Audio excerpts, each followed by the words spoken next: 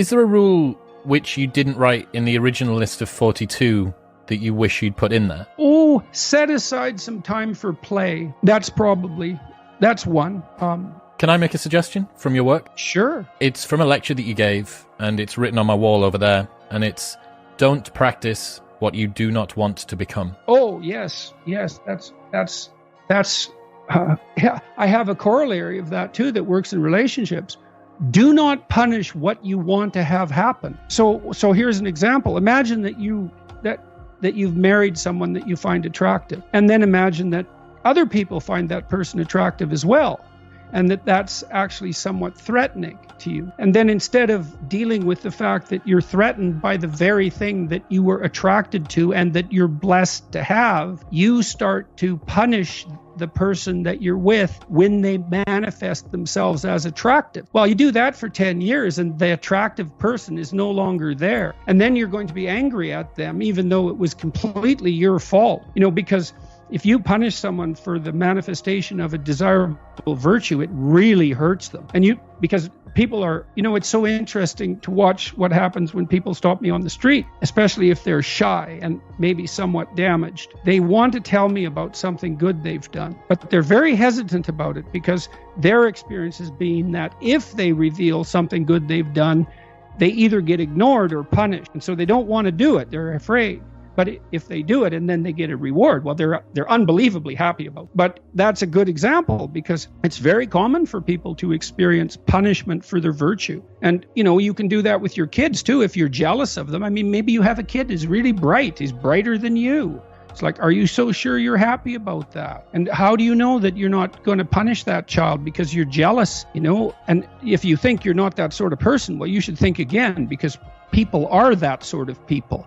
And perhaps you can train yourself not to do it, but envy is a pretty common human emotion, and the probability is that you're reasonably prone to it. But so one of the things I learned again from animal behaviorists, Skinner in particular, Skinner believed that he's the psychologist who was most famous for learning experiments with rats. He believed that the best form of discipline, so if you wanted to train an animal to do something, was reward. You waited till the animal did something that approximated what you wanted, and you immediately rewarded it. So maybe he would train a rat to climb a ladder and then walk across the top of a ladder down another ladder. And well, he'd just watch the rat, and whenever the rat went near the ladder, he'd give it a food pellet. And soon it was near the ladder all the time. And then being near the ladder, it would put a front paw on one rung. Bang, food pellet.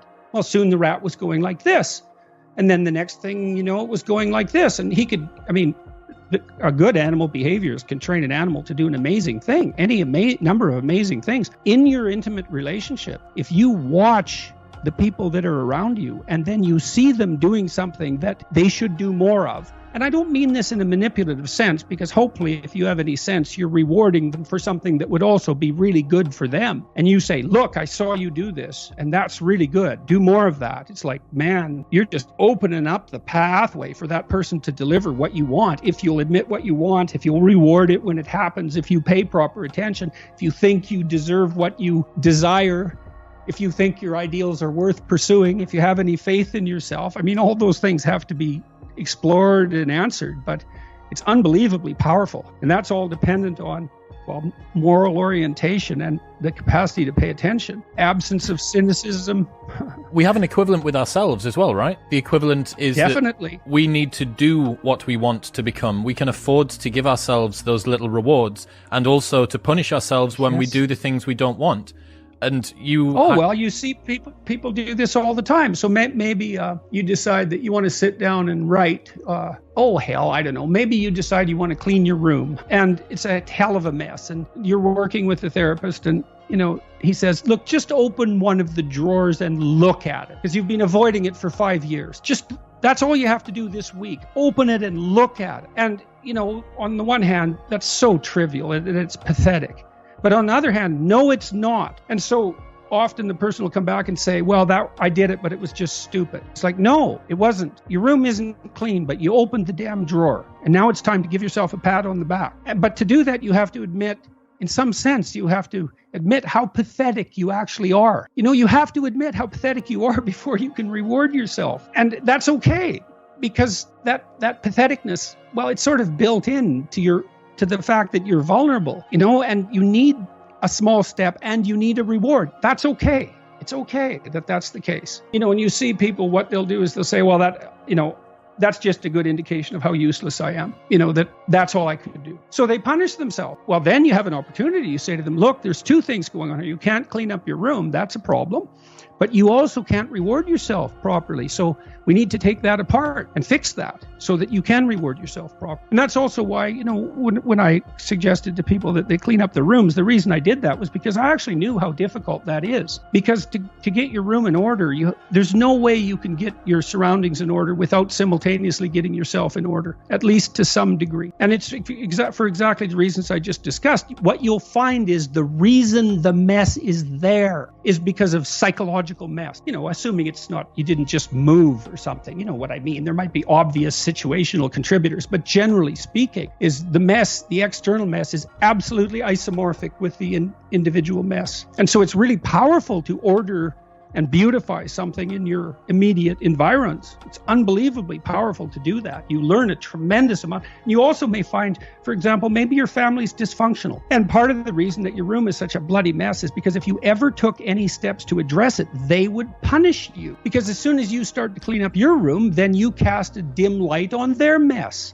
And so they see you taking a step forward, they're going to whack you because now you're an ideal that's judging them. So you deal with someone who is in a dysfunctional family and you ask them to do something positive to move forward, and then you watch the resistances that emerge and you've got a picture of the pathology in the family, and that can help the person start to sort that through, because maybe they can say it, and you have to do a lot of negotiating and thinking before this is a possibility, but maybe you say, well, look, you have to have a talk with your mom. You have to say, look, Mom, I'm doing something good here, and your reaction is to punish me. What the hell is up with that? Now, that's a complicated conversation, and maybe you have to start with something even smaller than that, but you get the point.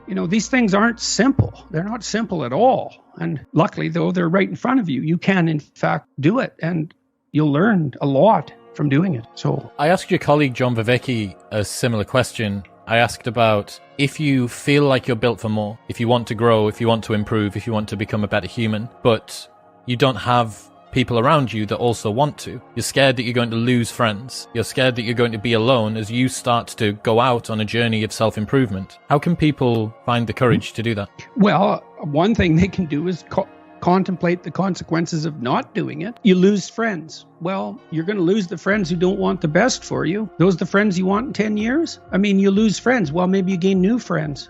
Maybe you gain better friends. Or maybe, miracle of miracles, your friends pick up their mess too and move forward. Maybe not. And I'm not naively optimistic about such things, but you have to contemplate the price you pay for inaction. And this is something I did with my clients all the time. It's like, well, I don't want to change jobs. Well, no wonder. It's like you have to go put yourself out to be interviewed. You have to send out 500 resumes. You have to be rejected 499 times. You have to polish your interview skills. You have to update your CV, which means you have to take a real look at the inadequacies in your preparation. And maybe you won't find a better job. It's like, no wonder you're afraid of that.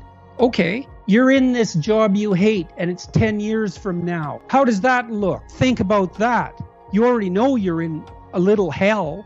You know perfectly well it's going to get worse. Which is more frightening, action or inaction? Well, the thing about inaction is you're blind to it, eh? So you can hide from it. Well, that's chapter 3 again. Do not hide things in the fog. Do not make the assumption that inaction has no price.